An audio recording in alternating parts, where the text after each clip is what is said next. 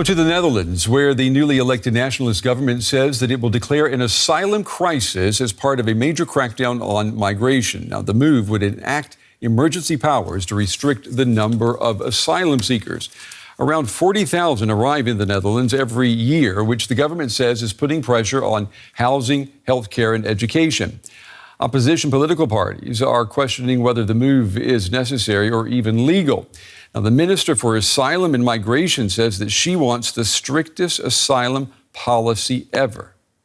The emergency law has been established democratically, and I use the emergency law to legally declare the asylum crisis, and that is motivated by supporting reasons.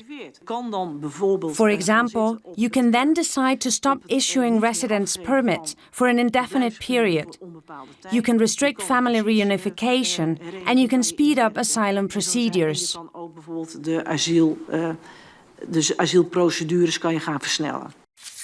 Well, joining me now is Gordon Darroch. He's a reporter and journalist for The Guardian. He joins me from The Hague. Gordon, it's good to have you with us. Tell us more about the government's plan and what it means for migration in the Netherlands.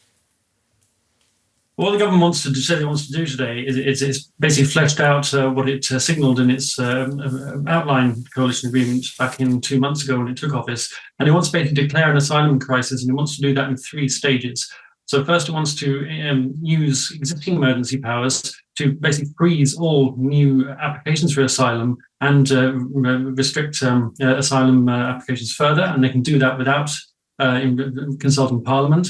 Then they want to actually pass an asylum crisis law, which would, they say, would allow them to effectively suspend European migration agreements, because a lot of these things are decided at the European level. And then finally, in the long term, they want to go to Brussels and actually seek an opt-out from all European migration laws and quotas. So the Dutch government is no longer bound by European agreements. There is a lot of talk, and this has been questioned by a lot of legal experts who say this actually is not feasible, because you can only declare an asylum crisis in this way if there is something like a natural disaster or a law that is causing a surge of asylum seekers to your country, and that's not the case in the Netherlands. The problems are mainly caused by administrative problems and the failure of previous governments to sort out the asylum system. Yeah, I want to pick up on that. You know, if you're talking about enacting emergency powers, I mean, that sounds like a crisis. How bad then is the situation in the Netherlands?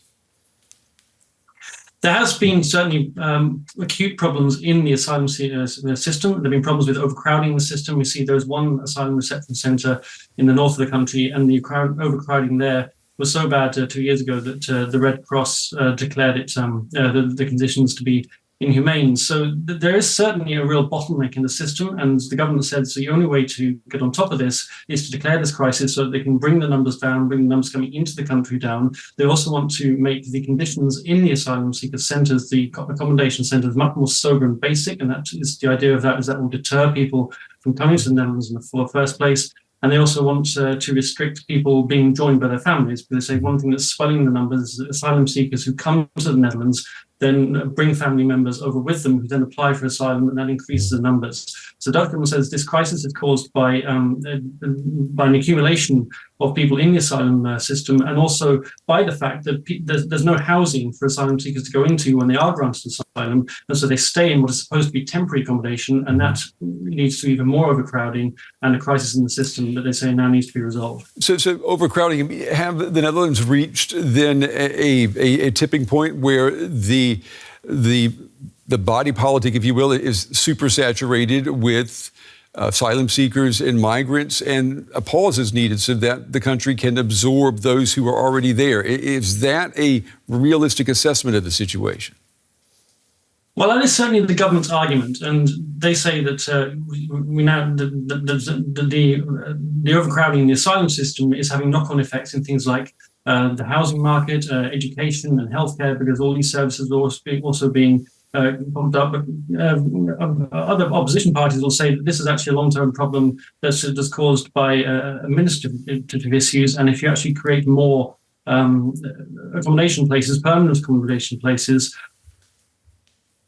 for refugees and for asylum seekers and people who've been given leave to stay in the country, then that will solve the problem in itself. But the government's argument is that this is based on not so much the actual numbers, because the Prime Minister was very careful today not to give an actual number for when he said the crisis might have passed. He was asked, at what point will you decide this is no longer a crisis? And he'll say, well, look at it over the course, look at how it progresses and decide on that basis. But he did say that it's not about the numbers, it's the fact that people in the country are experiencing problems in the asylum system, and we need to address that, and we need to listen to them. Gordon, let me just ask you, is a crackdown on migration, what we're discussing here, is this what the Dutch people, the Dutch voters, is this what they want?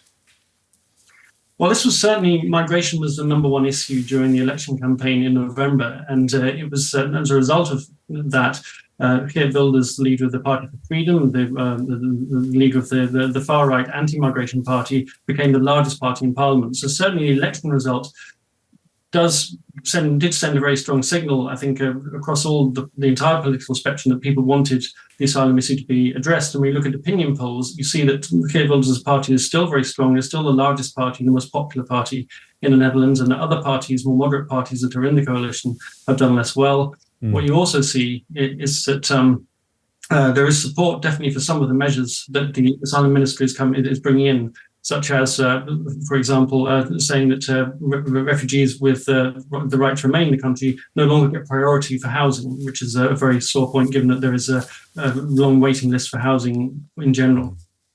Gordon, unfortunately, we're out of time, but we certainly appreciate you taking the time to talk with us. We appreciate your reporting on this Friday evening. Thank you.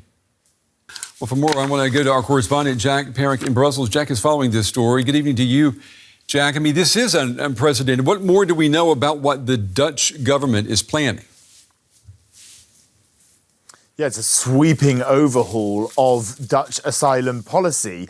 It's not entirely unexpected. All of the main parties, at least, that are in this governing coalition won their seats on an anti-immigration ticket, especially the PVV party of Geert Wilders, who's been a long-standing anti-immigration politician, a far-right politician in the Netherlands for many, many years. Essentially what they're saying that they want to do is a moratorium on all new applications for asylum in the Netherlands until they've sorted out the people that are already put in applications. They've also want to call a national crisis on asylum, and that would mean that the government could implement these measures without parliamentary consent. So that's a really big shift as well.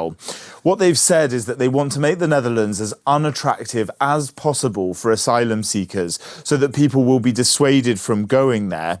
They want to restrict family reunifications, specifically in the case of when there is a parent in the Netherlands who's been granted asylum, but their adult children want to come and reunify with them. They want to completely outlaw that from happening. As you say, they're calling this the strictest asylum reform in history.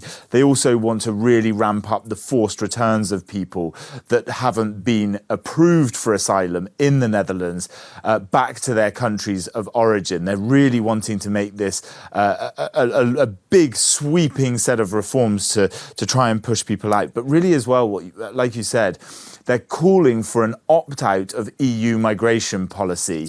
The last year or so here in Brussels has been dominated by an overhaul of EU migration policy, which is meant to come into force in 2026. And the Dutch saying that they won't be involved in that is a big headache for the institutions here in Brussels. Yeah, as you say, Jack, this is not happening in a vacuum. I mean, what we're seeing in the Netherlands comes as Sweden and Germany are starting to impose stricter migration rules for their countries, right? I mean, how do these things fit together? Yeah, I mean, there's been in the last few weeks a real shift in public statements from politicians, and also countries that have been traditionally concerned about human rights and sort of gone from that side and protecting refugee rights are clearly taking a much, much harder line. In Germany, for instance, what we saw was after the Solingen terror attack, which is suspected to have been conducted by a failed asylum seeker, which then led to huge successes for the far right in regional elections in Germany. We saw Olaf Scholz, the German Chancellor's government, pushed to bring in these measures of closing all the borders and having border checks against all 9 countries that surround Germany in order to prevent people that aren't allowed to enter Germany from getting into the country. As you say, Sweden is bringing in similar measures, the Danes as well. It's not entirely unheard of, but it's a pretty clear sign that the sentiments in the European Union are shifting. Our correspondent Jack Perrick with the latest from Brussels tonight. Jack, as always, thank you.